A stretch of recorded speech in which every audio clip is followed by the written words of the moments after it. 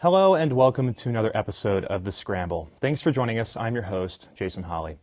Today we'll discuss the so-called War on Christmas and the emerging scrutiny of those who wish others, including non-Christians, a Merry Christmas as opposed to Happy Holidays. Next, we will discuss President Obama's executive action to protect upwards of 5 million unauthorized immigrants in the United States. And finally, we will discuss Louis Head, Michael Brown's stepfather, who is now under investigation for inciting various riots in St. Louis. Before we begin, allow me to introduce some of our panelists. To my right, we have James Schaefer, a sophomore in journalism and media studies. To my left, we have Margot Malik, a graduate student in journalism and media studies. Next, we have Kelsey Bartow, a senior in integrated marketing communication in the School of Journalism. And to my left, we have David Sarabian, a senior in political science and former intern for the State Department. Congratulations and thank you for being here. Thank you. Thank you. It's the holidays, and some argue that there is an ongoing war on Christmas, and even Christians at large. At issue, should businesses, public entities, and private individuals be allowed to say Merry Christmas? Or is saying Merry Christmas disrespectful to those who practice other faiths? David, allow me to start with you. Coming from, perhaps we could say, a background of public policy, how would you address this? How would I address this? It is a federal holiday, and the federal holiday is Christmas. So I'm fine with saying Merry Christmas, even though you'd be saying it days or weeks before the event actually happens. As far as Happy Holidays, I'm fine with either of it, but this whole idea of this war on Christmas is a bit preposterous. I don't exactly see Santa packing an assault rifle or various other groups gearing up with grenades and machine guns. But this culture war that Fox News continually likes to preach is something that I think sometimes gets a little too much notice, and I think the very fact that they bring it up just adds fuel to the fire. Because to an extent, just wish people Merry Christmas or Happy Holidays. Maybe if somebody says it's Merry Christmas, if you say Happy Holidays, maybe that's one negative experience. But I think this is more of a cultural issue that media outlets need to not press on as much. However, I am waiting to hear Jon Stewart's commentary on the matter.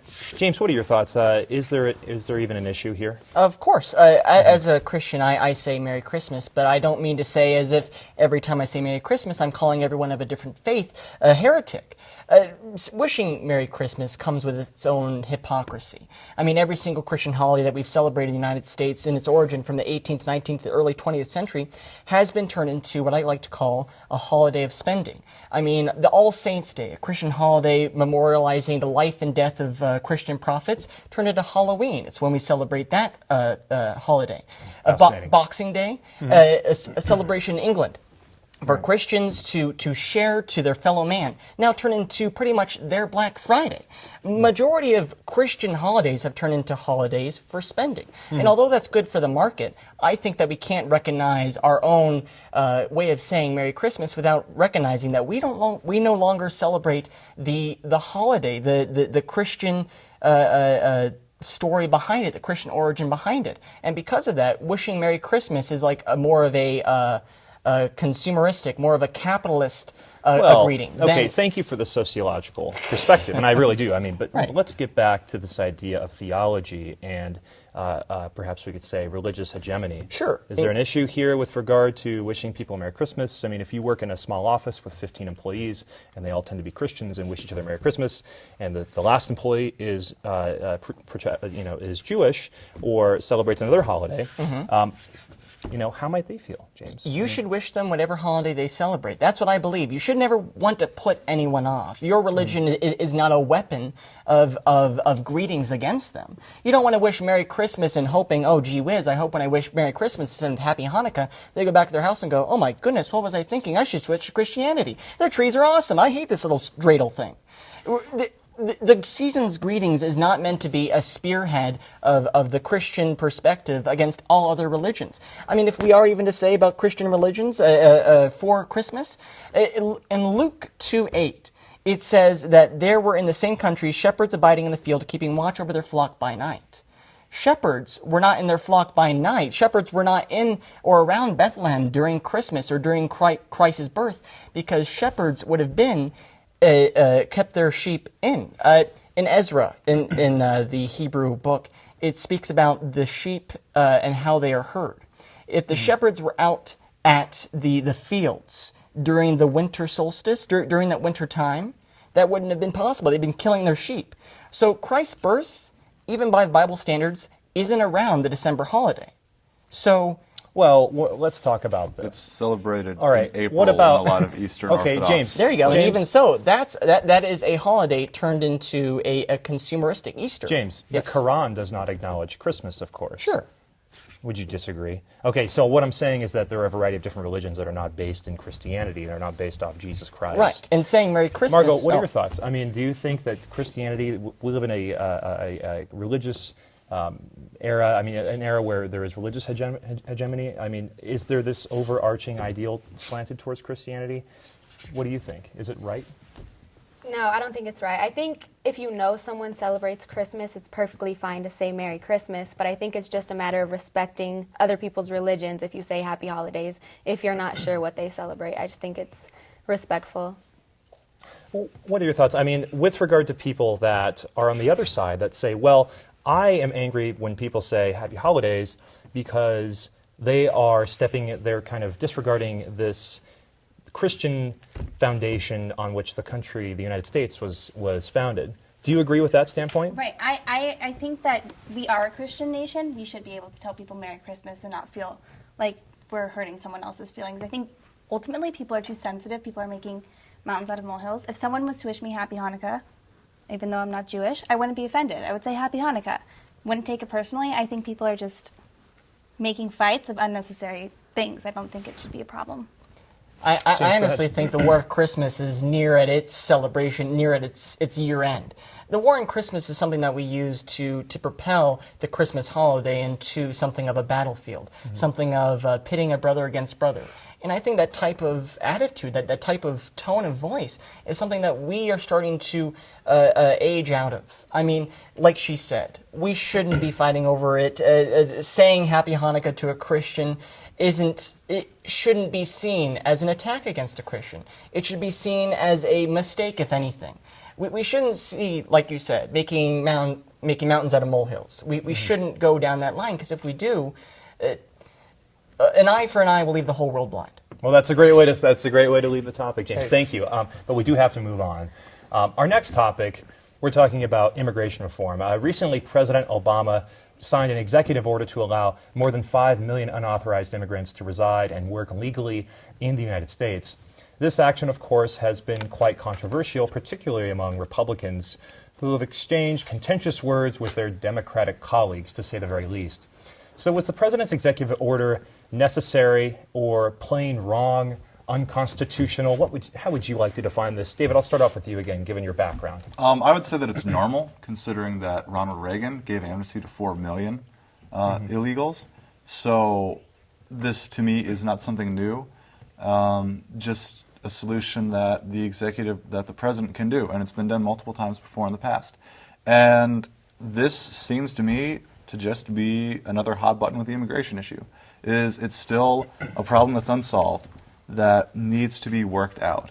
And ultimately, they need to work on the legislature of getting people that can come to the United States worked out, as opposed to Republican presidents, Democrat presidents, providing amnesty for millions of illegal immigrants as just a temporary stopgap to the problem. And this is just another sign to me, despite whatever controversy you might say or criticism that you might have for the president or Congress.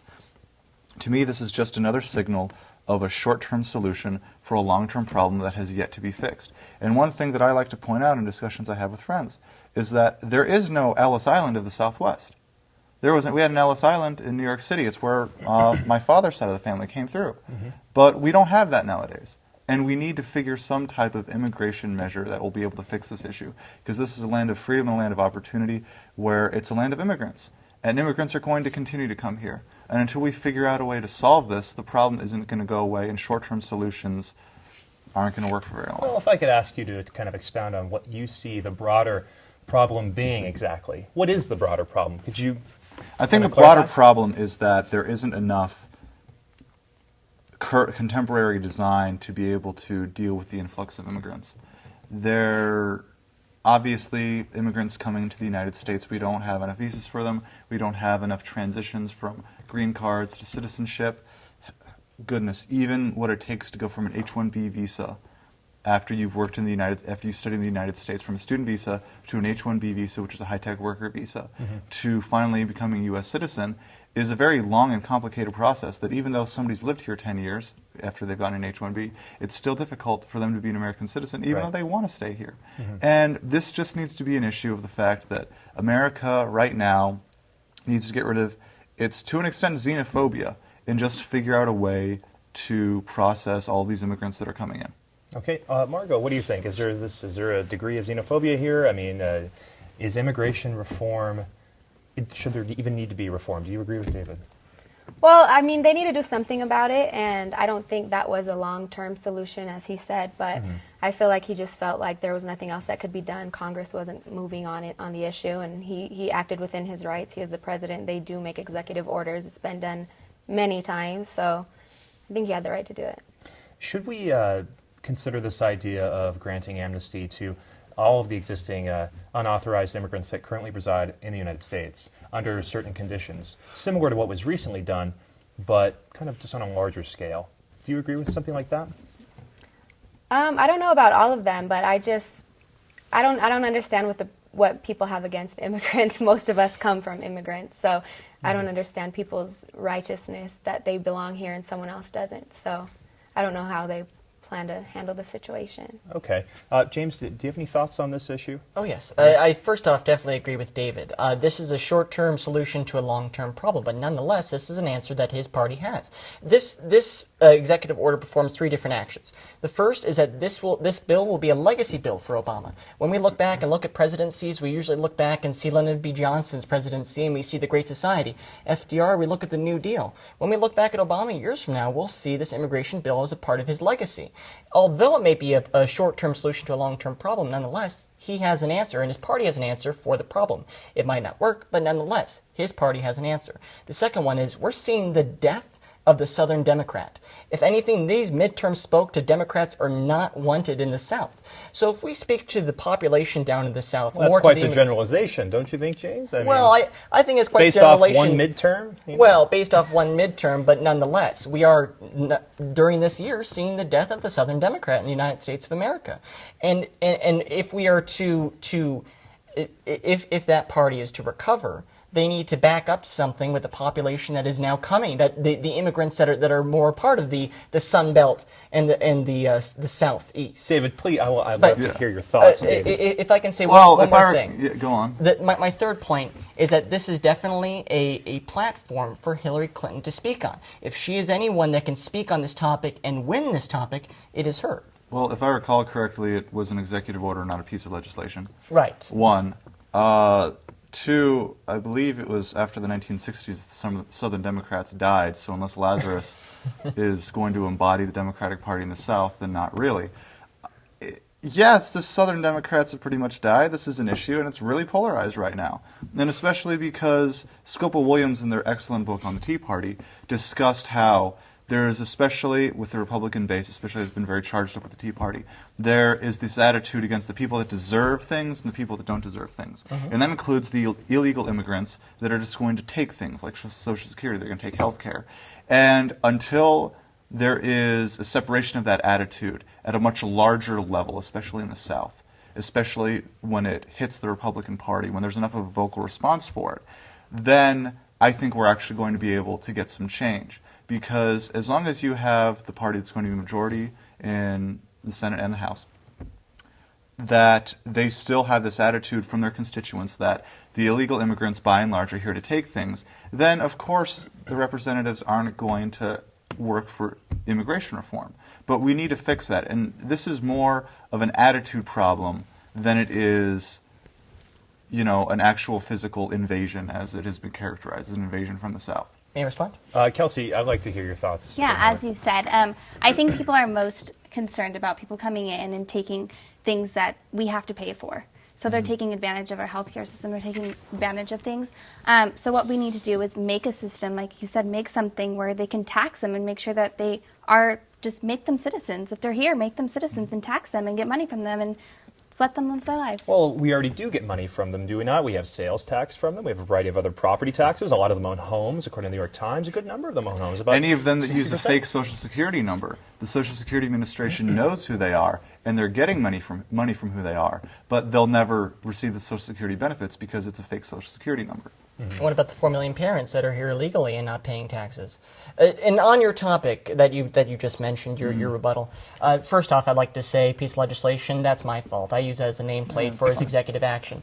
Second off, you're talking about the attitude. If anything, if we're talking about the death of the Southern Democrat, we're looking at inactivity on the Democratic side, which we are definitely seeing. It's hard to be active in the South if you can't get elected. Right. So, what is the Republican Party doing in the South? They are very active. But if they're inactive on the immigration reform, have no action whatsoever and no say for it, they know that is a debate that they will lose and that they have no answer to. Just today, the Republican, or the House... It seems like they've been pretty vocal to me, right? Their inaction on passing legislation on the Sure. issue is their action. Their action is going as vehemently as they can, from what I've been able to see, Sure. just saying that immigration is a problem. Right. And saying that it's illegal immigrants that are a problem. And saying immigration is a problem causes what? With Rick Perry, Yes. with the invasion from the South, Uh-huh. and Republican politicians were talking about having the National Guard to point guns at children, not necessarily to point guns directly, but it was at least implicated to have National Guardsmen there to prevent people from coming across the border, actual children. Now, And is that type of hostility that we accept way too easily here in the United States? If anything, we need to come with open arms. We need to welcome them, tax them. If anything, guns to their heads, that is a horrible, horrible picture that could be on every single front and I page feel of the every exact paper. same way. Right. And that's the thing, But is you have to that understand this is a bad that- approach that's that- going on. That is a proponent of a Republican activity. Guns to heads and anti-immigration is a proponent of the Republican reform. They want a bigger fence. They don't want more people in this country. If anything, that's not an answer. I think they do want more people in this country. well, I'm just trying to well, I'm just trying to play what devil's gets me advocate. Is during the Bush administration, and especially in the early years, after he got elected in 2000, he was very welcoming to immigrants. Sure. We even recall his horrific attempts to speak Spanish in short phrases. Strategery. But it strikes me as just part of this cycle where we accept immigrants or we reject immigrants that we have in this country. In fact, the law on prohibition of alcohol was mostly because of immigrant Catholics and especially Irish. And that made it to our Constitution. It eventually got repealed. But this is just part of a cycle. And what I'm really saying is that once these attitudes change, which will probably happen in a few years, then hopefully we'll be able to get a solution. But unless overnight some drastic change occurs, which I doubt it will because this is a very large cultural attitude, then we're not going to see a long-term solution. And thank God Obama's ahead of the curve. Okay, well, thank you, James. But it is an interesting note to leave on with regard to this idea of cultural movements, right, and progressing. And it kind of plays into our third topic, which is this idea of starting riots or large, violent social movements. So a widely circulated video of Michael Brown's stepfather, Louis Head, shows him screaming following the announcement of the grand jury's decision to not indict the former police officer now, Darren Wilson. Specifically, Head was screaming repeatedly, quote, "burn this expletive down." Okay, given the widespread social unrest and property destruction following the announcement of the grand jury's decision, Head is now being investigated for inciting the various riots that occurred. Is this right, or are Head's comments protected by the First Amendment of the Constitution? That is, does he have the freedom to say those sorts of things out of anger?